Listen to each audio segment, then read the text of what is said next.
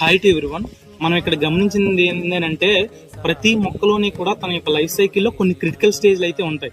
ఈ critical stage లో water అనేది కొంచెం కీలక పాత్ర అయితే పోషిస్తుంది అనమాట. ఫర్ ఎగ్జాంపుల్ ఇక్కడ మెయిజ్ క్రాప్ అయితే ఉంది. ఈ క్రాప్ లోని 4 క్రిటికల్ స్టేజ్లు అయితే ఉంటాయి. ఒకటి నీ హై స్టేజ్ అనమాట. అంటే ఏంటంటే మొక్క మన మోకాల హైట్ వరకు వచ్చినటువంటి మొక్కని మనం నీ హై స్టేజ్ అంటాం. సెకండ్ వచ్చేసి డాజ్లింగ్ స్టేజ్ అనమాట. థర్డ్ది సిల్కింగ్ స్టేజ్. ఫోర్త్ది కాబులో ఉండేటటువంటి గ్రెయిన్స్ ఫిల్ అయ్యే స్టేజ్ అనమాట. ఈ యొక్క 4 స్టేజ్ని మనం క్రిటికల్ స్టేజ్ ఇన్ మెయిజ్ అని అంటాం.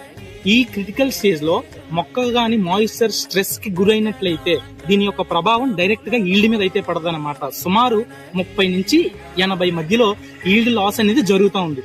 ఎందుకు అనంటే మనకి ఈ యొక్క 4 స్టేజెస్ లో మొక్క సాయిల్ నుంచి నీటిని అబ్జార్బ్ చేసుకుని సోర్స్ అయినటువంటి లీవ్స్ నుంచి మనకి సింక్ కి అయితే న్యూట్రియన్స్ ని ట్రాన్స్పోర్ట్ చేస్తుంది అనమాట.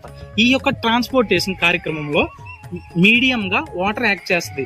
అందుచేత ఈ యొక్క 4 స్టేజ్ల్లో ఏ స్టేజ్ లో అయినా సరే మొక్కకి నీటి కొరత అనేది ఏర్పడినట్లయితే ఖచ్చితంగా ఈల్డ్ అనేది తగ్గిపోయి మొక్క అనేది టెంపరీ విల్టింగ్ జరిగి తర్వాత పర్మనెంట్ గా విల్ట్ అయ్యి మొక్క చనిపోయేటటువంటి అవకాశం ఉంది. కాబట్టి మొక్కజొన్న పండించే రైతులందరికీ కూడా ఈ యొక్క 4 స్టేజ్ల్లో మనకి ఇరిగేషన్ అనేది తక్కువగా ఉన్నట్లయితే తప్పనిసరిగా ఈ 4 స్టేజ్ల్లో మొక్కకి వాటర్ అనేది అందించడం ద్వారా మనం క్రాప్ అనేది సక్రమంగా కాపాడుకోవచ్చు అనమాట.